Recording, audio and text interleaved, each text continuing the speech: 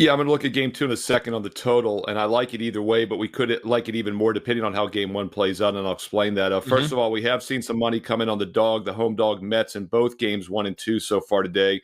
We've also seen money coming on the under in both games one and two. I disagree with the under money, especially in game two. I think the over is worth a look over 8. We might see some 7.5s, especially if game one is low scoring, if the offenses struggle. But both offenses have been very mediocre. Dodgers, in fact, came off a very poor showing at Cincinnati this week, and they scored 1 run in each game. They've now lost 5 straight. I think that's one of the reasons we've seen some money coming on the Mets. But the Mets have lost 5 of their last 6 before a 4-3 win on Sunday as well. But both teams were off yesterday on Monday. I think it's a nice reset for the offenses. They're rested.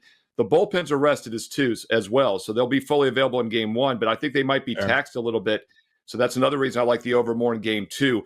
I like the over for other reasons also. I'm not a believer in Gavin Stone. He's put up good numbers here over the last month or so, but if you look at his career numbers, they're below average, not only in the majors, but last year in the minor leagues, he had 19 starts in AAA last year, had a 4.7 ERA. That'd be way over a 5 in the big leagues.